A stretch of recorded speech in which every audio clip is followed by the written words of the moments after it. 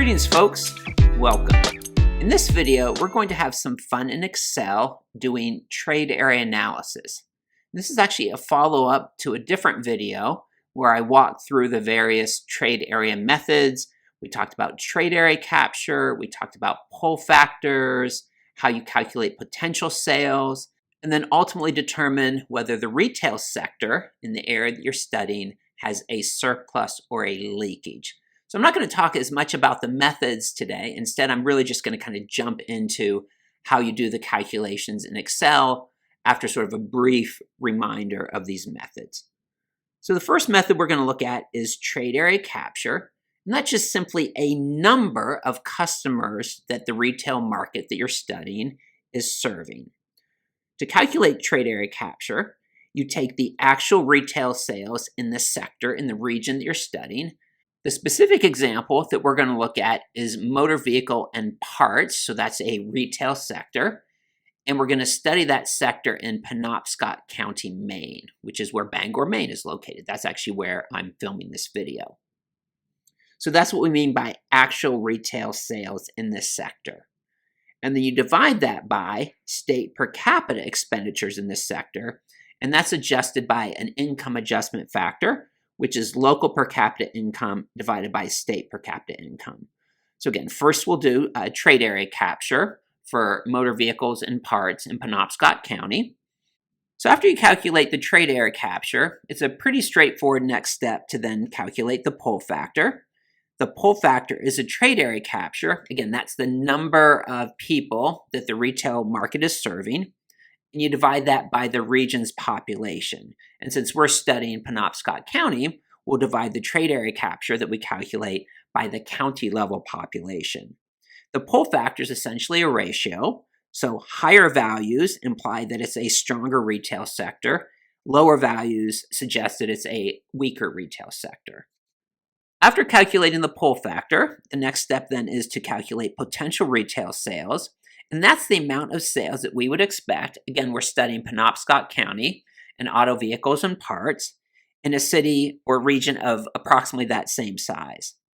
So to do that, we'll actually have to calculate pull factors for other counties in Maine.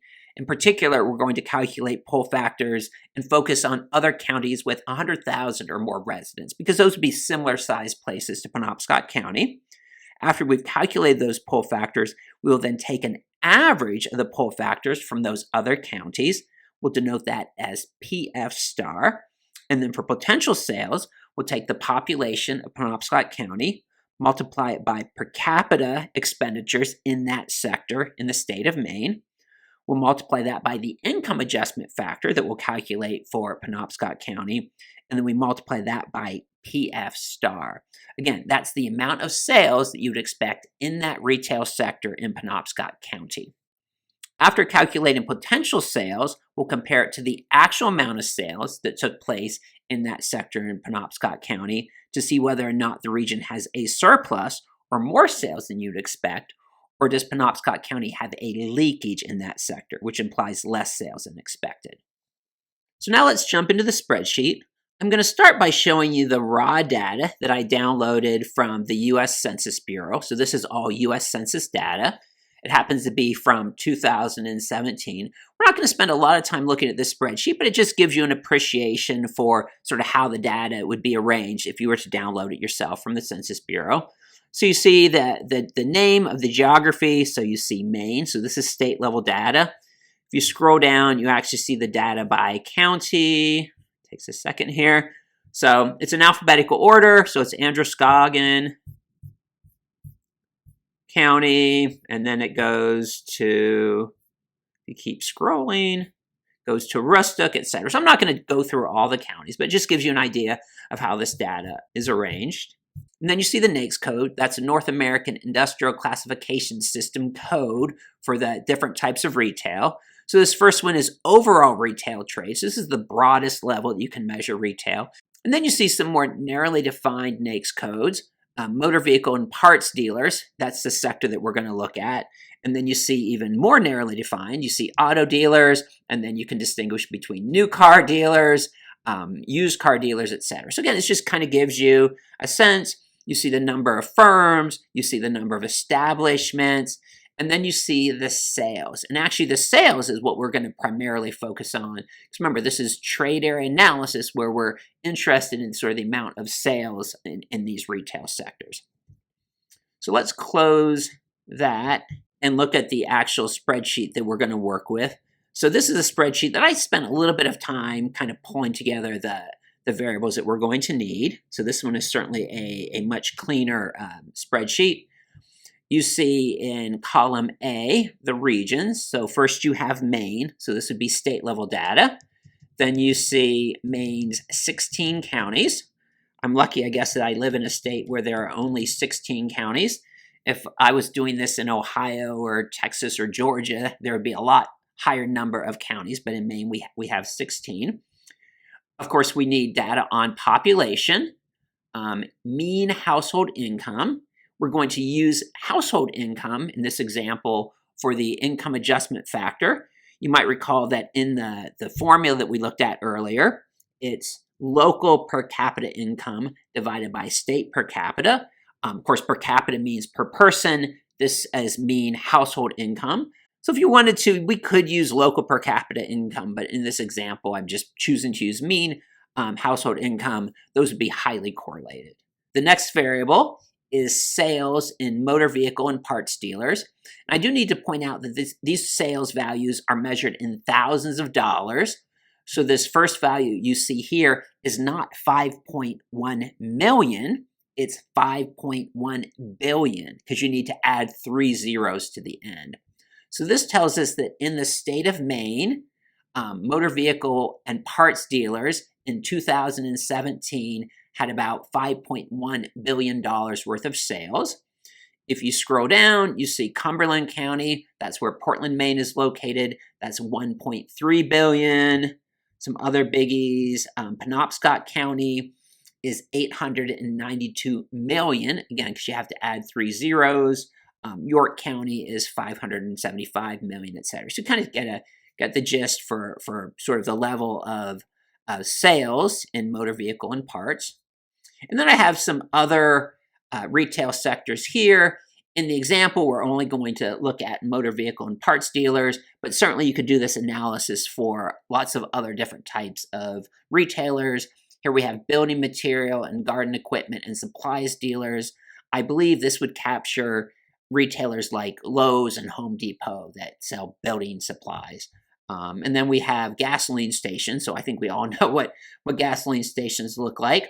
Again, just to kind of give you an idea of the scale for the state of Maine as a whole, gas stations had just under $3 billion in sales. So it's 2.8 billion. So the first thing we'll do is we'll actually open up a new sheet. I think it's always a good practice to open up a new sheet where you're doing your calculations. And since our calculations are going to focus on motor vehicle and parts dealers, this retail sector, I'm not going to grab all 3 of the retail sectors. We'll focus on this one here. So the first thing we'll calculate is trade area capture. Again, that's actual retail sales in the sector, in the region you're studying, divided by state per capita expenditures in that sector, and it's adjusted by that income adjustment. So I think the first thing we can do is we can actually calculate the income adjustment. So I'll put in a column here, and we can just label this as income adjustment or income adjust. Remember, that's local per capita income, at least how it's written in the formula, local per capita income divided by state per capita. We're going to use household income instead of per capita.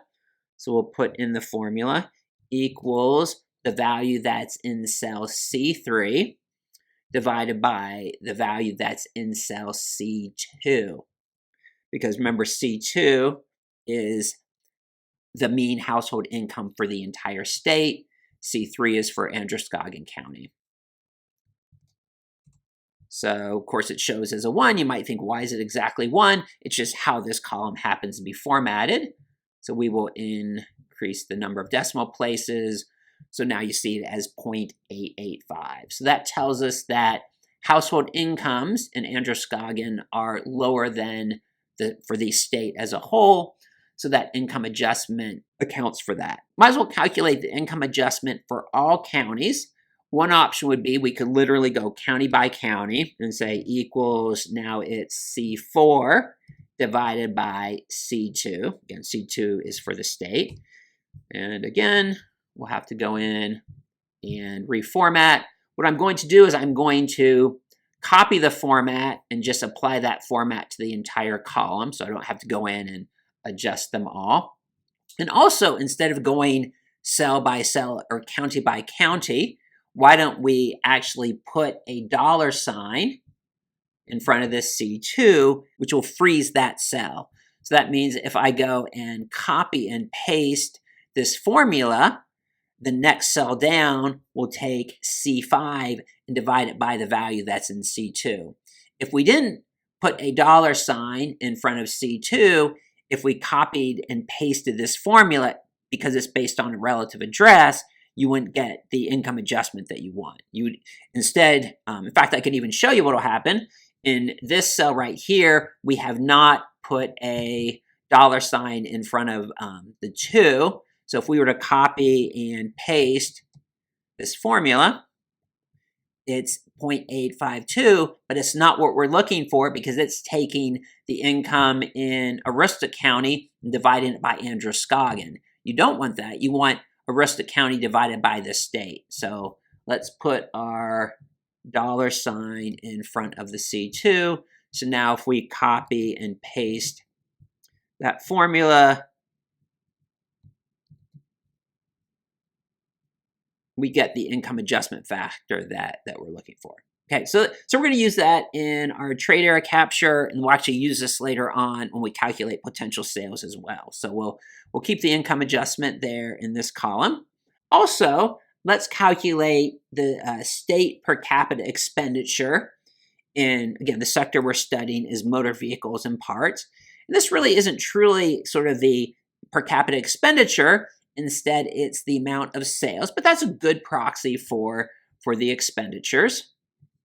So let's take this value, this is for the entire state, and divide it by the state's population.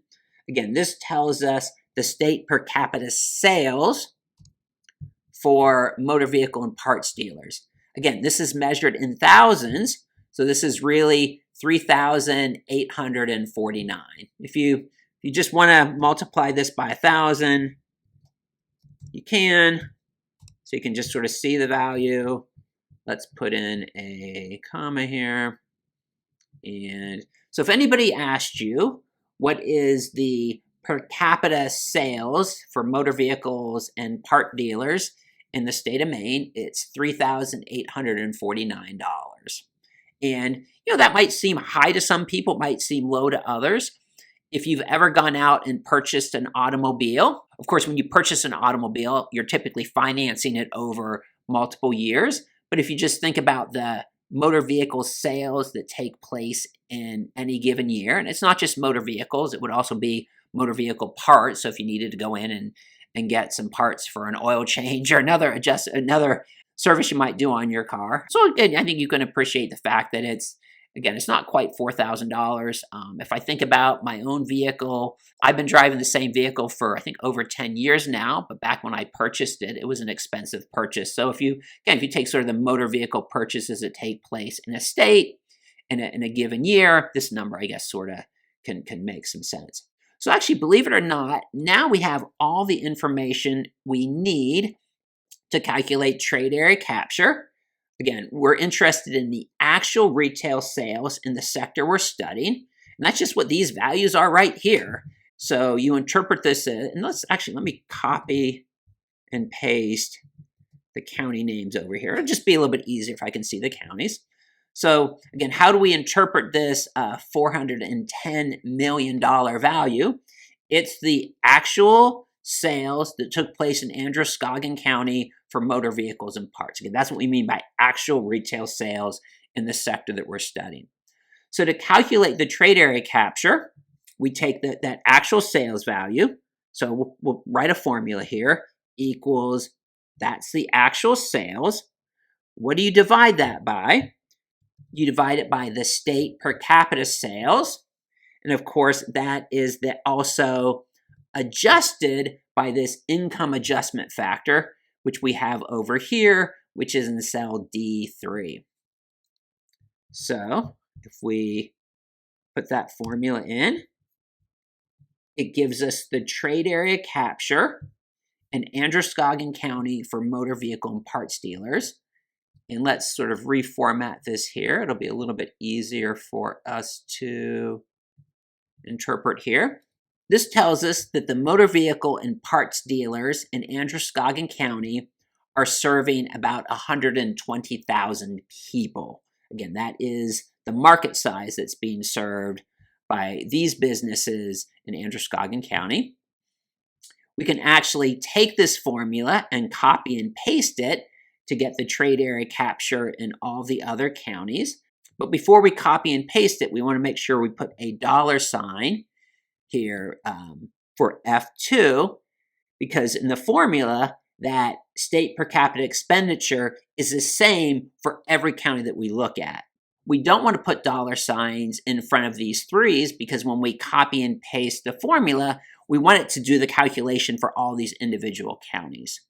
So let's do a copy and paste to calculate the trade area capture for Aroostook County.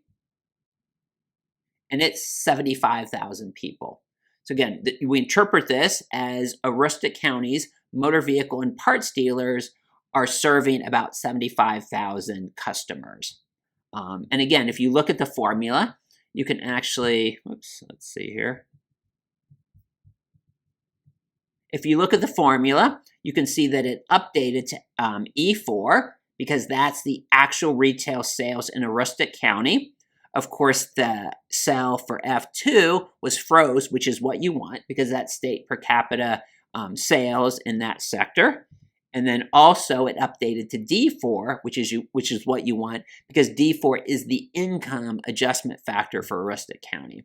You know, sometimes it's just helpful to look at the formulas when you copy and paste them to make sure it's calculating what you think it is. Since we're pretty confident in that formula, we can copy and paste it down for all the counties. So just like that, we have calculated trade area capture for motor vehicle and parts dealers in every county in Maine. Again, this gives us a sense of how many customers the market is serving for this particular sector. So we'll sort of call this trade area capture, TAC, knowing that this first value here isn't trade area capture.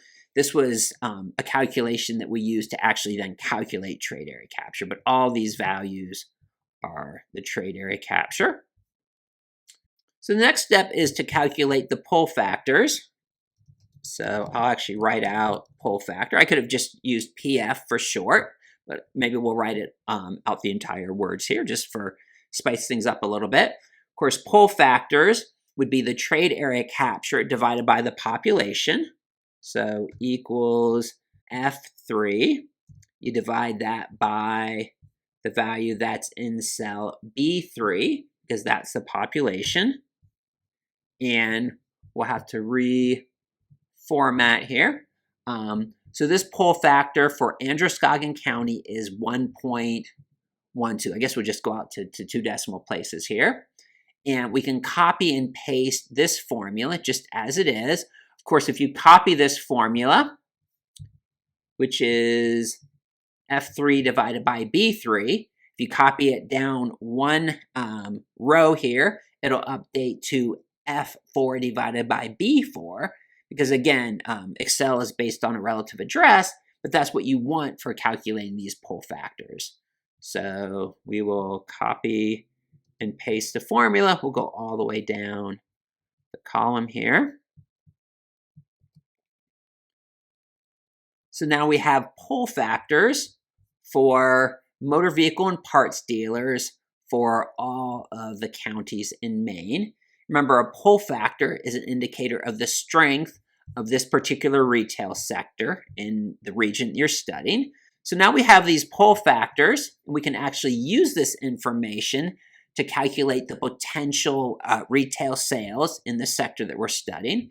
And let's calculate the potential retail sales for Penobscot County. I mean, we could really calculate potential for any of the counties, but we'll focus on Penobscot County because that's the area where I live. In fact, when I drive up to work every morning, I actually drive past probably 6 or 8 different automobile dealers. So it's no surprise to me that Penobscot County has a strong retail sector for motor vehicle and parts dealers. Again, I drive past them every day, so I'm well aware that all those businesses are operating probably a couple, 2-3 miles from where I live. Of course, for calculating potential sales, you have to calculate this thing called PF star. Remember, PF star is an average poll factor based on similar sized regions. We'll use population here. In fact, I'll copy population values over here just so I can see what's going on. And for calculating PF star, we will focus on counties with 100,000 or more residents as of 2017.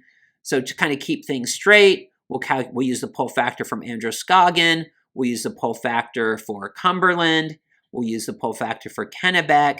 We won't use the poll factor for Penobscot because we're studying Penobscot, and then we'll use the poll factor for York County. Just to make it kind of, again, easy to keep track of, I will copy this poll factor into column K. I will copy and paste this cell only in counties where there are over 100,000 residents. That'll just make it a little bit easier when I go to calculate the average poll factor. And again, bear in mind, I'm not going to copy the cell in Penobscot because when I calculate the average poll factor, I don't want Penobscot included in the calculations. So we will copy it down here. So we'll just take a quick scan, make sure that we have all of the poll factors for counties with over 100,000 residents, of course, excluding Penobscot. So we will say PF star, I'll just make a PF star, and we'll say equals average. It's the average value of these 4 right here. And that happens to be 1.15. So that's the PF star we're going to use. Now I do have to be careful. I can't just go in and put other values in this column. If I do, it'll move my average. So somehow if I just said, hey, let's do 5400, stick it in here, it's going to make this average go through the roof. It went way through the roof. So instead, I'm not going to put any values there. So when I go to calculate the potential retails in Penobscot County, I'm going to do it in this column here. So of course, potential retail sales is the population. So that's 152,000 people multiplied by per capita retail expenditures in the state, which is a value that we happen to have up here. Just have to kind of keep things straight where you put things in the spreadsheet. You multiply that by the income adjustment for Penobscot County, which is all the way over here, and you multiply that by the PF star, that average poll factor based on similar size places. So we're not going to do the calculations in here, because if we did, it will mess up the average, that PF star we calculated. So we'll say equals the population, that's in cell J12, multiply that by the per capita retail expenditure in the sector that we're studying, which again is 3,849 or 3.849 because these are measured in thousands. And then we will multiply that by the income adjustment for Penobscot County, which is in cell D12.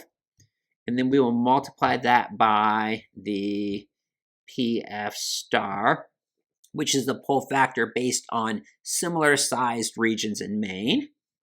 And so this right here is our potential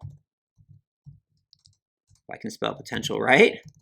Potential sales for that retail sector in Penobscot County.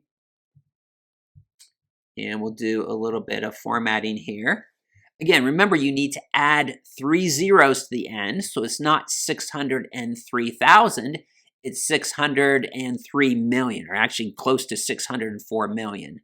So again, this tells us the amount of sales that you would expect in Penobscot County. And again, what goes into that? Well, Penobscot County has 152,000 people. So if Penobscot County were larger, you'd expect more potential sales. But based on the fact that Penobscot County has 152,000 people, based on the fact that the average person in Maine spends $3,849 per year on motor vehicle and parts, based on the fact that incomes or household incomes are a little bit lower than the statewide average. So all those things factor into the potential. And also the fact that counties with more than 100,000 people in Maine have an average pull factor of 1.15. Now let's go back to the actual sales. The actual sales in Penobscot County were 892 million. So we'll take actual, so we'll say equals, the value for actual is in cell E12. Subtract from that the potential. We already know what we're going to find here. And this tells us that there is a surplus in retail sales, in motor vehicle and parts dealers in Penobscot County. And that surplus is just under $300 million. In other words, they're about $300 million more than you would expect for sales for motor vehicles and parts in Penobscot County. So we'll say surplus of about $300 million. Again, that's no surprise to me. I drive past these auto dealerships almost every day when I'm going up to work, and I see lots of cars around, lots of people in there shopping. And really what this suggests to me is that there are lots of people that come to Bangor, which is where I live, to purchase an automobile. In fact, we kind of already knew that from the pull factor. The pull factor was 1.71. That tells us that the trade area capture, or the number of people that this market is serving, it's not quite double the population size, but it's 1.7 times the population size. And if you want to go a little bit deeper, Piscataquis County is a county that's located about an hour or so drive from Bangor. Its pull factor is, well, less than 1. So this, in a way, sort of suggests that people that live in Piscataquis County drive into Penobscot County to buy their automobiles. And again, you can see some other counties in Maine that have these larger pull factors that probably have a few more auto dealers where people from surrounding counties come in to purchase their automobiles. So again, just to sort of summarize what we did, we calculated the trade area capture for all Maine counties for motor vehicle and parts dealers. That tells us the market size, or the number of people that sector is serving in the county. We used our trade area capture values to then calculate a pull factor, which is the trade area capture divided by population. If the pull factor is greater than 1, that tells us that the trade area capture is larger than the county's population. If it's less than 1, it tells us that there are actually people in that county that are driving elsewhere, presumably to buy their automobiles.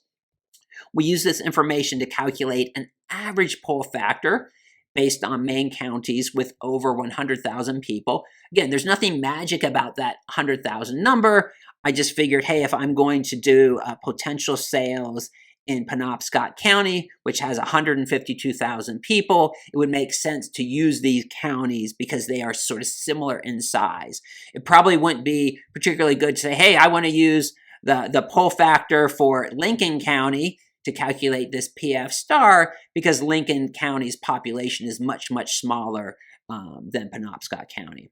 So with that PF star, that average pull factor, we calculated the potential sales. Again, keep in mind that we need to add 3 zeros to the end.